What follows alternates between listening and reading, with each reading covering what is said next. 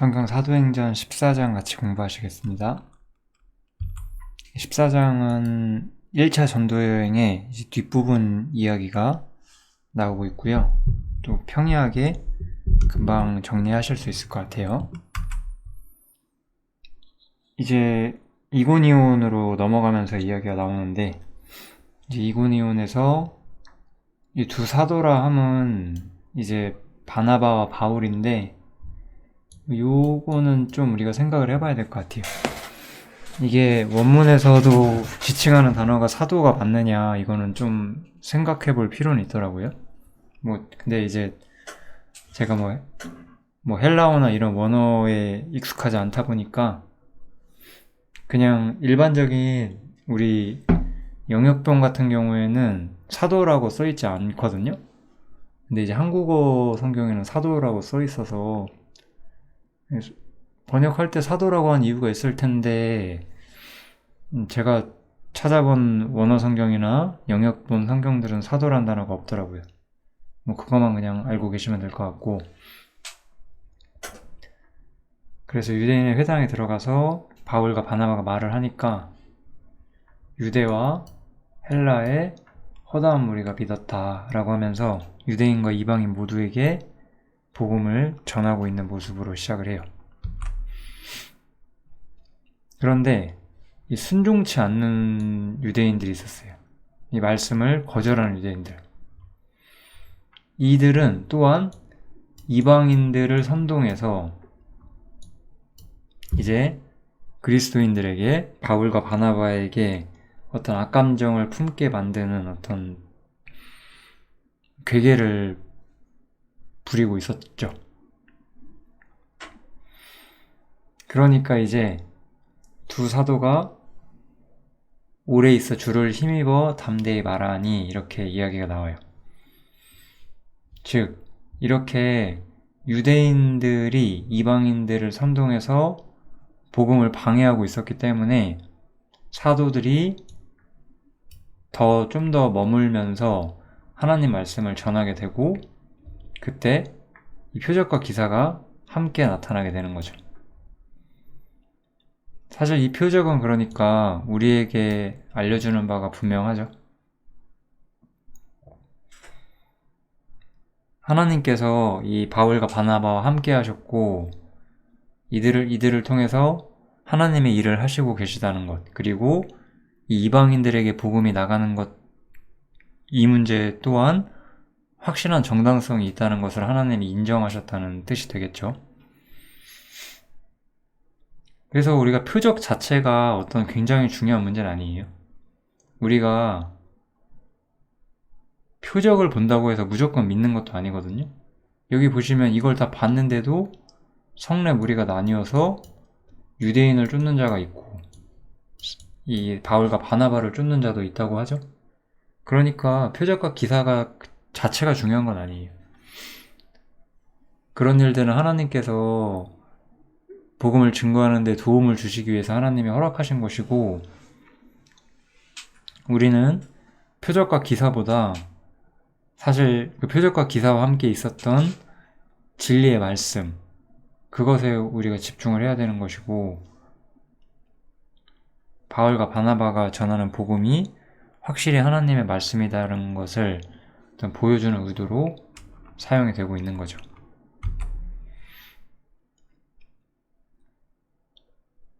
이제 또 이방인들과 유대인들, 그리고 그 관원들이 또 바울과 바나바를 능욕하고 돌로 치려고 달려든다라고 말을 해요.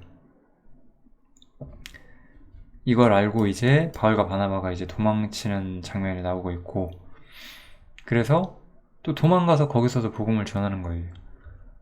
반대가 있다고 해서, 핍박이 있다고 해서 복음이 가려질 수가 없죠. 항상 하나님의 복음은 누구도 가릴 수가 없다라고 우리가 믿고 신뢰할 수가 있다고 저는 생각을 합니다. 이래서 이제 루스드라라는 지역에 가게 되는데, 여기서 이 안진뱅이인 사람을 만나게 돼요. 근데 이걸 바울이 보고 또 그 사람이 하나님을 찾는 사람이라는 것을 본 거예요. 또 이런 걸 보고 구원받을 만한 믿음 있는 사람이 미리 정해졌구나, 이런 뭐 예정이나 그런 측면으로 보시면 안 되죠. 여기서 우리가 봐야 되는 핵심은 하나님을 찾는 영혼 중에 안전뱅이가 있었는데 그 사람이 바울의 도움을 통해서 태어나서부터 안전뱅이 된 상태를 치료를 받는 거죠. 근데 이게 우리가 사도행전 3장에 나오잖아요.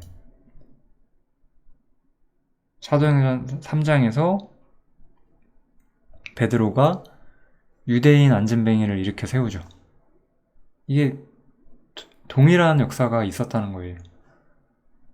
결국 하나님께서 유대인에게 구원을 주신 것처럼 이방인에게 구원을 주시는 것도 또한 분명한 사실이다라고 성경이 우리한테 말을 해주고 있는 거죠.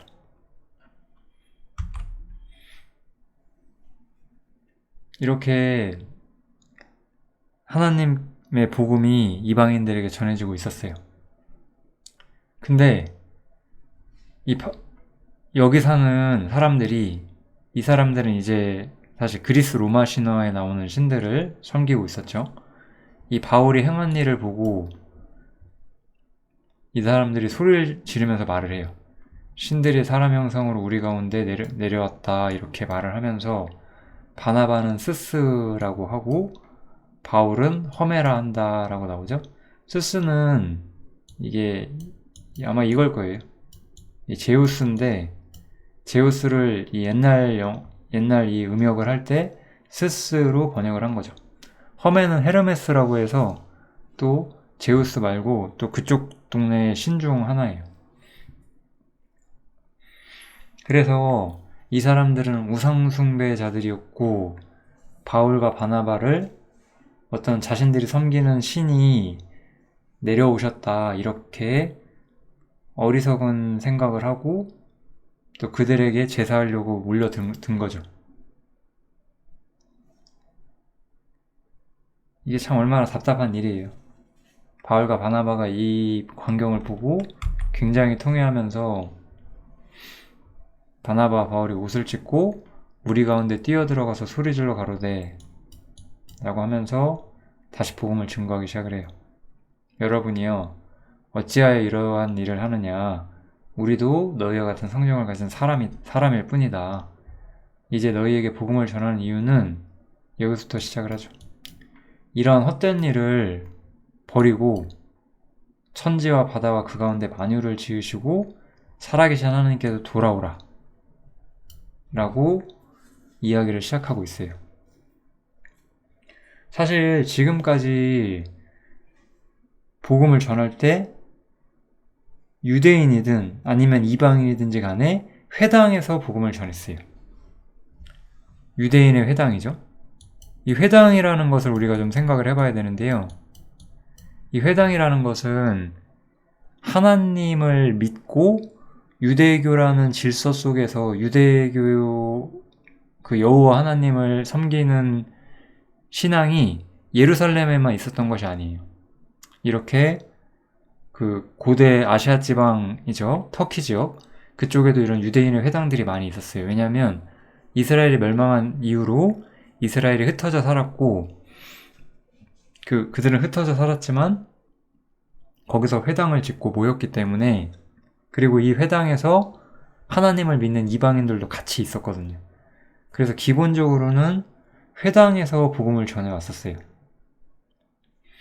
우리가 이 성경을 좀 보시면 이런 게 참 재밌죠. 처음에는 예루살렘에서 우리가 복음이 시작되는 걸 볼 수가 있었죠. 그죠? 그리고 사실 유대인들에게만 전해졌죠. 그리고 사마리아로 왔다가 이제 이방 지역으로 나오게 되면서, 근데 이방 지역도 처음에는 회당 중심으로 전해지게 되는데 이제 회당 바깥으로 나와서 복음을 전하기 시작을 하는 거예요. 복음이 이렇게 확장돼 가는 모습을 우리가 좀 볼 수가 있습니다. 그래서 회당에 있는 사람들은 어쨌든지 간에 하나님을 인정하고 있는 사람들이었어요. 우상숭배를 하고 있는 사람들은 아니었죠. 유대인이든 이방인이든지 간에, 물론 사실은 하나님을 인정하는 사람이라고 해서 복음을 잘 믿는 것은 아니죠. 그것도 똑같이 힘듭니다. 그런데 우리가 복음을 증거하는 측면에서 하나님을 부인하는 사람들, 그러니까 하나님의 존재 자체를 부인하고 유일신 하나님을 부인하는 사람들, 우상숭배자들 혹은 우리 시대의 무신론자들, 이런 사람들에게 복음을 전하는 것도 결코 쉬운 일은 아니죠. 근데 하나님께서 이 바울과 바나바에게 역사하시고, 그래서 이 이방인들에게, 이 우상숭배자들에게 하나님을 증거하는 어떤 문을 열어주셨어요. 그래서 여기서는 뭐 복음을 깊이 많은 것들을 전하지는 못해요. 물론 여기서 자세히 모든 내용을 듣게 되고 믿게 되는 사람들도 있었겠지만, 이 우상숭배자들에게 먼저 공언해야 되는 이야기를 하는 거죠. 우상숭배를 버려라. 그리고 참 하나님께 돌아와라 라고 이야기를 하는 거죠.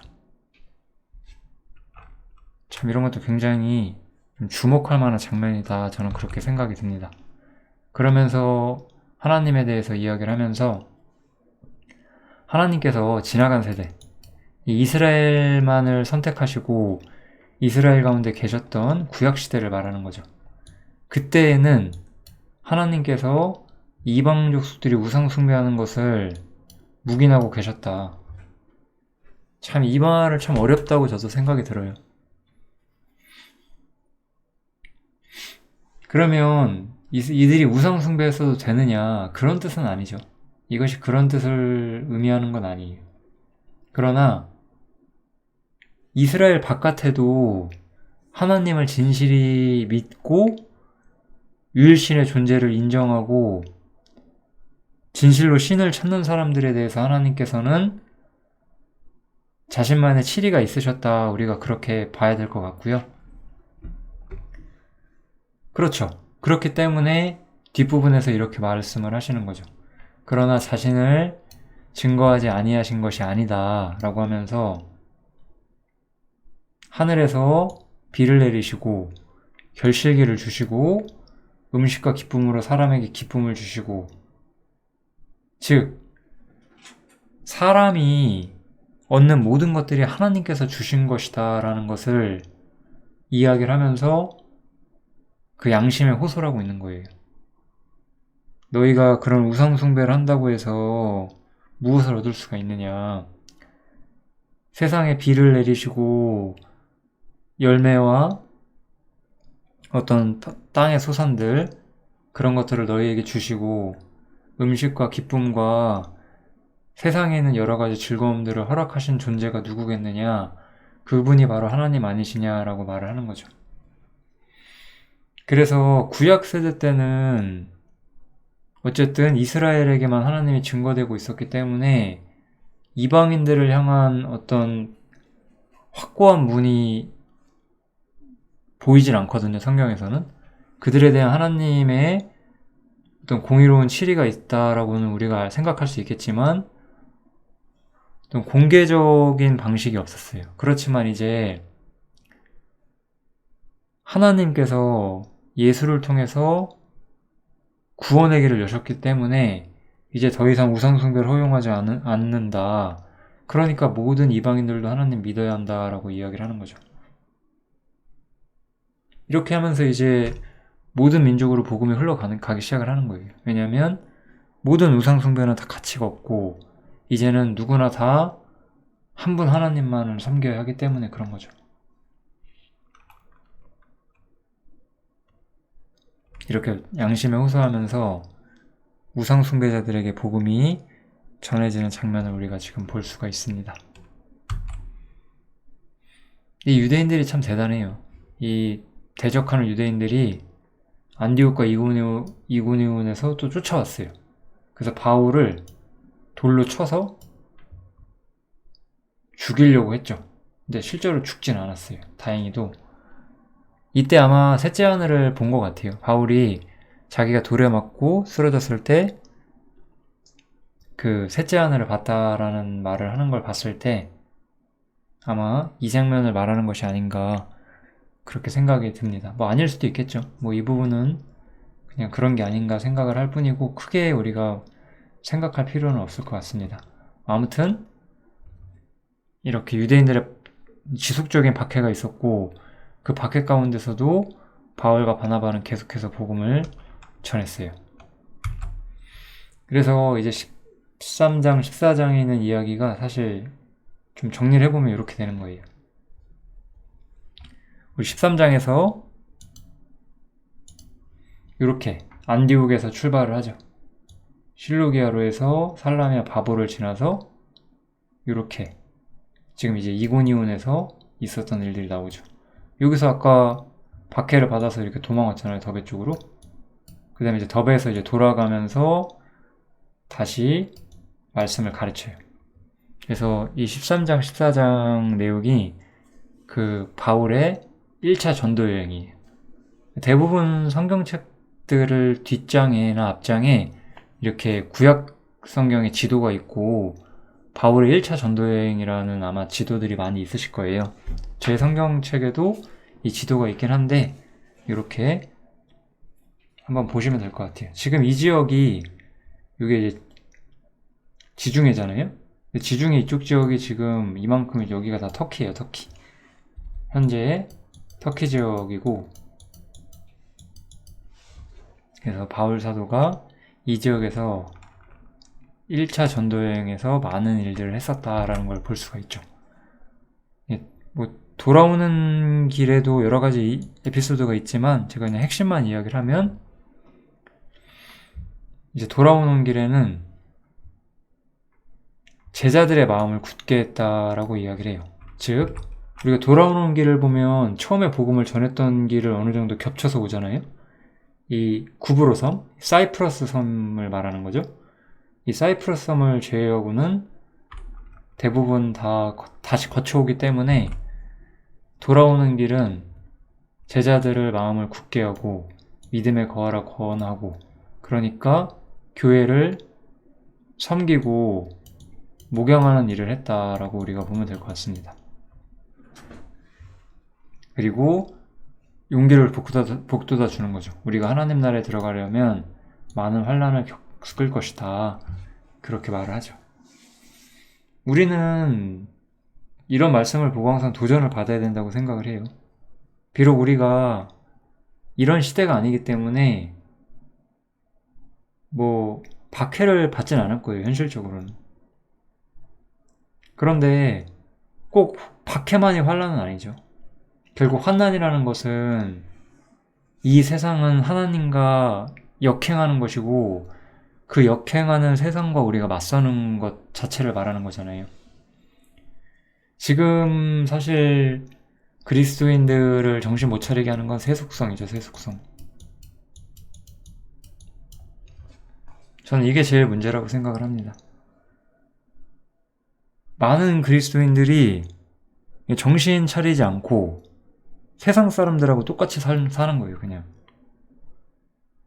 그냥 세상이 나에게 일종의 그 침묵의 제스처를 보내니까 나도 같이 그냥 얼떨결에 좋아, 나도 너희 좋아, 같이 침묵의 제스처를 보내는 거죠.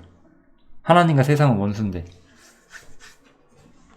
그렇게 사는 거예요. 그냥 왜? 그 침묵의 제스처를 받지 않으면은 나는 뭐 일종의 그 인간관계라든지 그런 데서 멀어지게 되니까 그런 게 싫기 때문에 그런 거겠죠.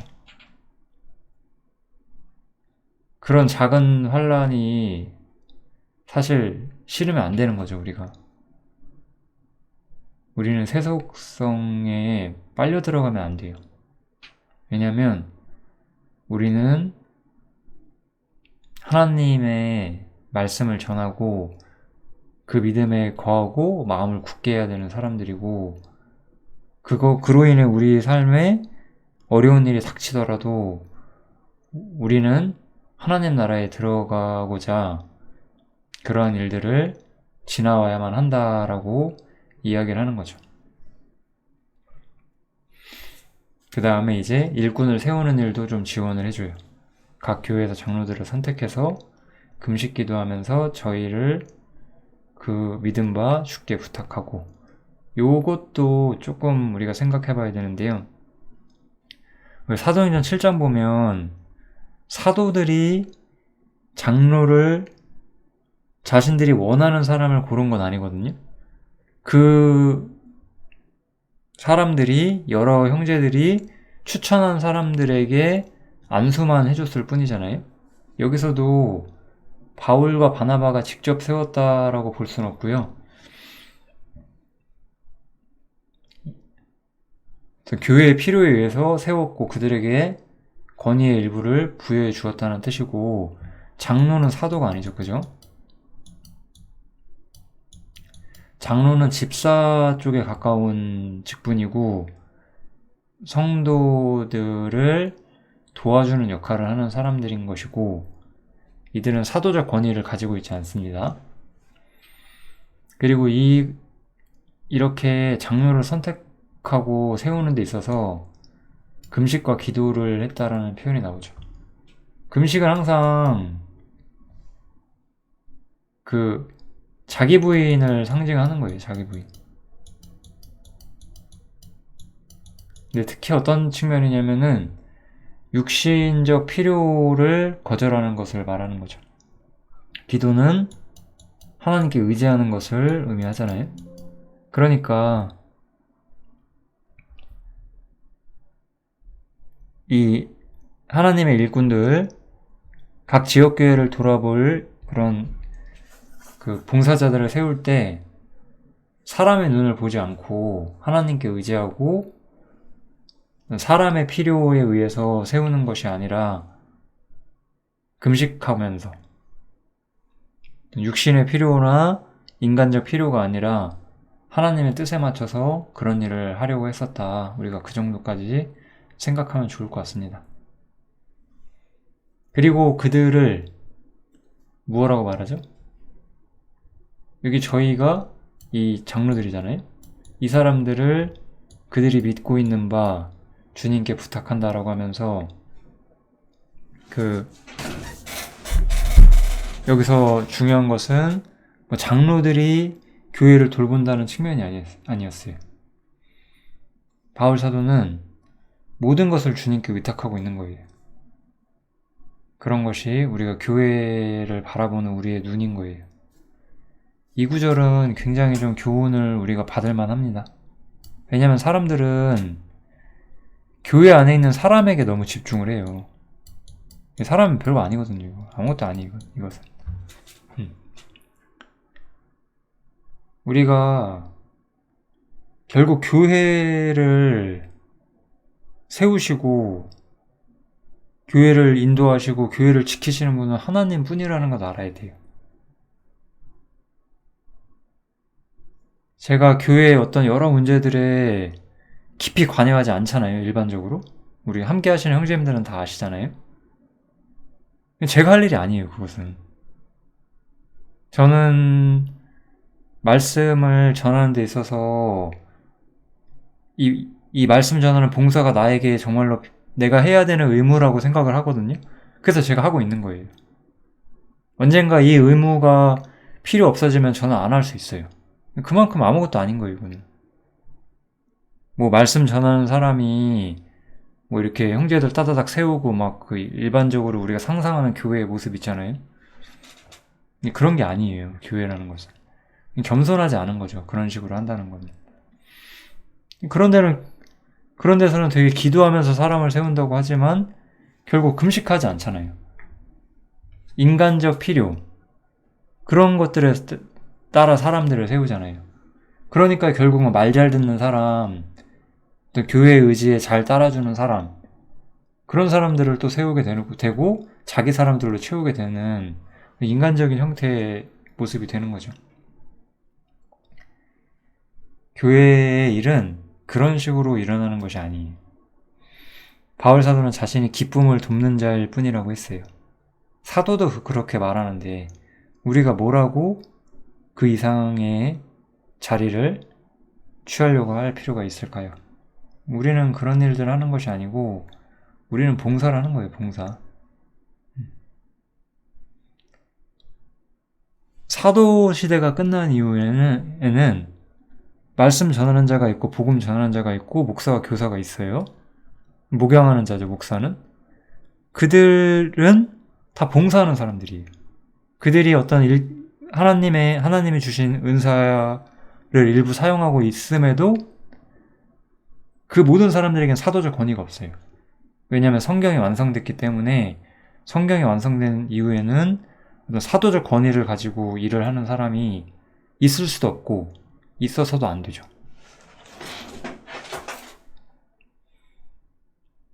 바울 사도는 모든 것을 하나님께 맡기고 하나님께서 교회를 치료해 주기를 바라고 있는 거죠. 이게 참 바울이 본 교회의 어떤 진정한 모습인 거죠. 바울은 교회를 그리스도의 몸이라고 봤잖아요. 그러한 어떤 생각 속에서 교회가 어떠한 곳인지 바울 사도는 잘 이해하고 있었고 하나님께 모든 것을 의탁하고 있는 모습을 좀 볼 수 있습니다. 아무튼 이렇게 돌아오는 길에 목양을 마치고 나서 이제 안디옥에 가서 교회를 모고 형제자매들 모아서 이제 그 1차 전도 여행 중에 하나님이 함께 하신 모든 일들을 이야기를 해주고 또 이방인들에게 믿음의 문을 열어주신 것을 또 이야기를 해줘요. 이게 1차 전도 여행의 의의죠. 1차 전도 여행의 가장 큰 의의는 하나님께서 이방 세계에 아주 공개적으로 복음의 문을 여셨다라는 게 바로 1차 전도 여행의 아주 중요한 의의가 되겠습니다. 사도행전 14장은 여기서 마치면 될 것 같고요. 이게 참 너무 사도행전이 좀 굉장한 섭리가 있어요. 아마 대부분 사도행전 15장을 아실 거예요. 사도행전 15장에 보면 그 율법이라는 것과 논쟁하는 장면이 나오잖아요. 그 14장에서 지금 이방인 전도가 되니까 이 율법 논쟁이 나오는 거죠. 이런 것을 보면 참 이 성경의 기록과 내용이 가진 어떤 그 심오함? 그런 것들을 참 생각을 하게 돼요. 어떤 심오한 해석을 하라는 것이 아니고 너무 기가 막히잖아요. 이렇게 1차 전도여행이 끝나고 유대인들 가운데서 이방인 그리스도인들에게 이들도 율법 지켜야 된다라는 생각이 들어오고 바울 사도가 그 문제에 대해서 절대적으로 반대하면서 싸우고 이런 게 이제 15장에 나오죠. 15장에서 어차피 다시 하겠지만 전 14장 읽으면서 계속 15장 생각을 좀 하고 있었어요. 왜냐면은 이렇게 이방인에게 복음이 들어갔는데 15장에서 유대인들이 또 방해를 하는구나 이런 생각도 많이 들었고요. 아무튼 14장은 이 정도까지 하면 될 것 같습니다. 감사합니다.